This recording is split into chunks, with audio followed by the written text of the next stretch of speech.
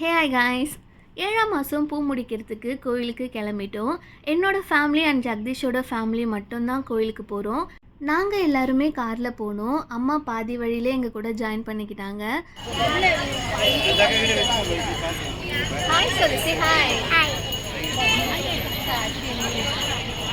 புட்லூர் கோயில் தான் வந்திருக்கோம்.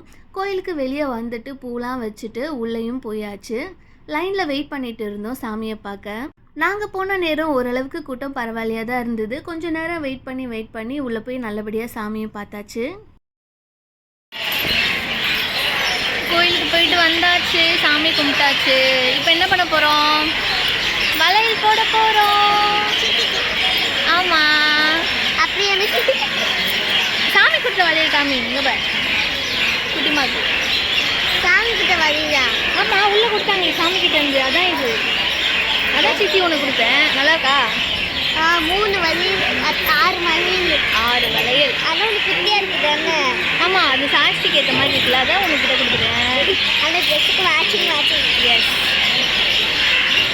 கோயிலுக்கு பக்கத்தில் பார்த்தீங்கன்னா ஒரு மண்டபம் இருக்குது. அங்கே தான் பண்ணலான்னு டிசைட் பண்ணியிருந்தோம்.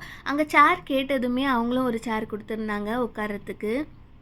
பூ முடிக்க வளையல், சாப்பாடு தேவையானது எல்லாமே அத்தை ரெடி பண்ணிட்டாங்க. ஃபஸ்ட்டு பார்க்கும்போது ஒரு 5 பேர் தான் இருந்தாங்க. ஃபஸ்ட்டு நலங்கு வச்சது என்னோட அத்தை தான்.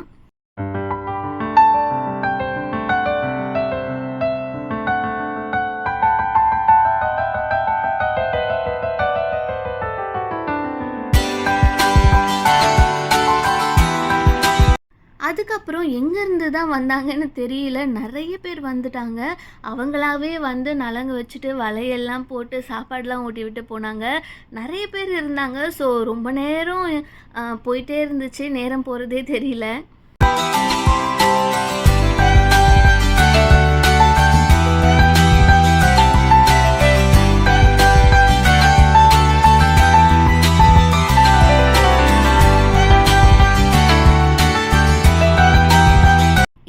எனக்கு ரொம்ப ஸ்பெஷல் என்னென்னு பார்த்தீங்கன்னா, எங்கள் அம்மா எனக்கு நலங்கு வச்சு வளையல் போட்டு விட்டது தான்.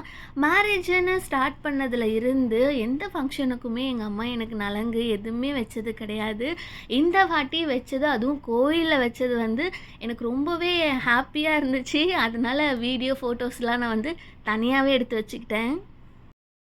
நல்லபடியாக எல்லாமே முடிஞ்சதும் ஆளெல்லாம் கலக்கி சுற்றிட்டு ஃபோட்டோஸ்லாம் எடுத்துக்கிட்டோம். 5ஆம் மாதம் ஃபங்க்ஷன் பண்ணும்போது ஜெகதீஷ் என் கூட இல்லவே இல்லை. வந்தவங்களை கவனிக்கிறதுக்கே அவங்களுக்கு டைம் கரெக்டாக இருந்தது. வளையல் போடலை, எனக்கு சாப்பாடு ஊட்டி விடலை, எதுவுமே பண்ணவே இல்லை.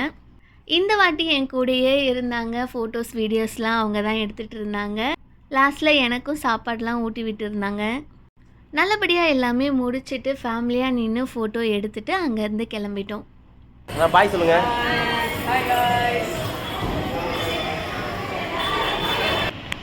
ஓகே, மணி பார்த்தீங்கன்னா 10 ஆயிடுச்சு. சந்தனம் தொடச்சானாலும் இன்னும் கொஞ்சம் இருக்குது. இப்போ தான் வீட்டுக்கு வந்தோம். கோயிலுக்கெலாம் போயிட்டு நல்லபடியாக எல்லாமே முடிஞ்சது. கொஞ்சம் எப்படி சொல்கிறது, நாங்கள் ஒரு 5 பேர் தான் அங்கே வந்திருந்தாங்க. சரி, 5 பேர் முடிச்சுட்டு அதுக்கப்புறம் வீட்டில் இருக்கிறவங்கெல்லாம் பண்ணிட்டாங்கன்னா ஓகே முடிஞ்சிடும் அப்படின்னு நினச்சோம்.